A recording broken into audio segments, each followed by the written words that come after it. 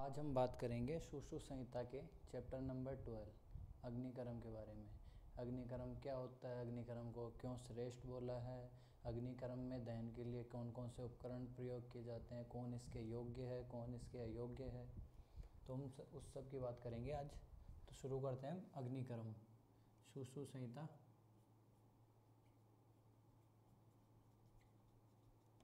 Chapter number 12 अग्निकर्म।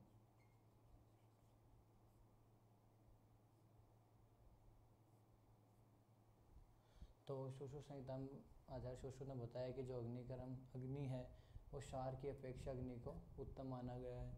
और अग्नि उत्तम क्यों माना गया उसके पीछे उन्होंने रीजन बताए हैं कि जो रोग औषध से, शस्त्र से और क्षार से ठीक नहीं होते उनके अंदर हम अग्निकर्म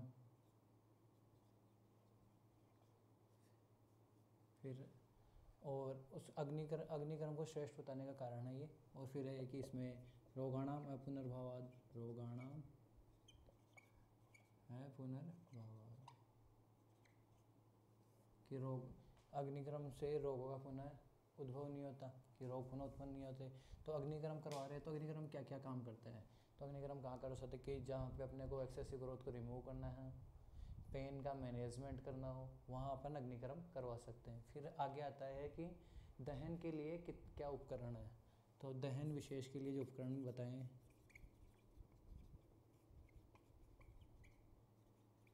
तो ये आचार्य सुश्रुत ने 10 उपकरण बताए हैं। और वो 10 उपकरण कौन कौन से हैं, वो है पिपल्य, अजसकृत, गोदन, शर, शलाका, जाम्ब, ओष्ठतर लोहा, मांस ओष्ठतरे लोहा और शोधर गुड़ और स्नेह। तो ये 10 उपकरण बताएं। फिर इन्हें आगे फर्दर देखेंगे आगे तो इन्होंने इनको अलग अलग डिस्क्राइब कर दिया। जैसे त्वग्गता नाम के लिए कुछ बता दिए, मांस के लिए कुछ बता दिए, जो शीर्षासन इंटरनली थे उसके लिए कौन से द्रव्य प्रयोग करने थे, सबको अलग अलग उन्होंने डिस्क्राइब कर दिया। तो सबसे पहले हम देखते हैं पिपल्य,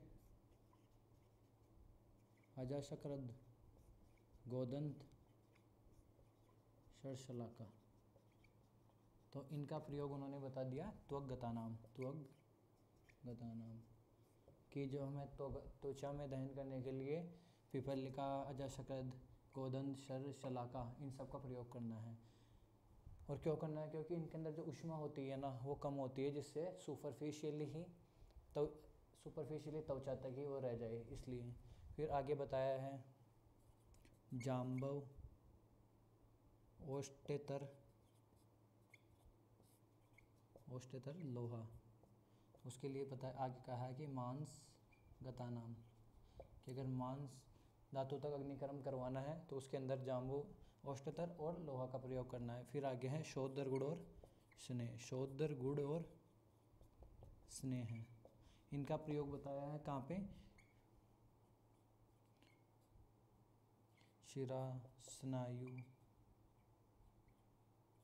संधि और अस्थि के अंदर, कि इंटरनली जहाँ अग्निकर्म करवाना है तो वहाँ पे शोधर गुड़ और स्नेह का प्रयोग करवाना है। तो इन्होंने इनको अलग अलग डिस्क्राइब क्यों किया, क्योंकि जब शोधर गुड़ और स्नेह है इनके अंदर क्या है, छुपी हुई ऊष्मा रहती है जो अंदर तक जाकर इफेक्ट करती है, इसलिए इन्होंने इनको शोधर गुड़ और स्नेह के लिए सिरा, स्नायु, संधि और अस्थि जो इंटरनली बिल्कुल है उनके लिए बताया है। तो दहन विशेष के 10 उपकरण हो गए।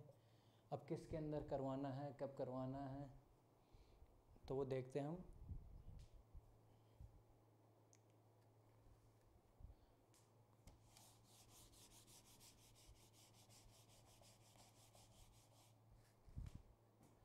कि शरद और ग्रीष्म इन दोनों ऋतुओं को छोड़ के अन्य सभी ऋतुओं में हम अग्निकर्म करा सकते हैं। फिर आगे क्या बताया कि सभी ऋतुओं में पिच्छिल अन्न खिलाकर अग्निकर्म करवाना चाहिए, पिच्छिल अन्न खिलाकर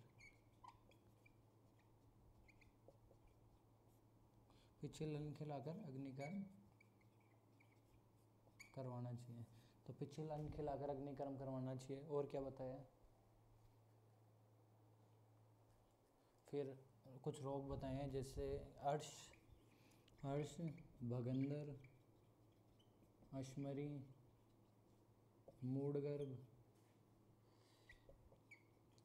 मुख रोग, तो ये वो रोग है जिन रोगों के अंदर बिना अन्न खिलाए अग्निक्रम करवाना है, कि अन्न इन लोगों में अग्निक्रम करवाए जब अन्न का प्रयोग नहीं करा, बिना अन्न खिलाए इन लोगों में अग्निक्रम करवाना चाहिए। और बाकी हमने पढ़ा है कि सभी ऋतुओं में सभी पिछले अन्न खिलाकर अग्निक्रम करवाना चाहिए। जो शरद और ग्रीष्म ऋतु है, इन ऋतुओं के सिवाय मतलब इन दोनों में अग्निक्रम नहीं करवाना चाहिए, क्योंकि ओके, थैंक यू।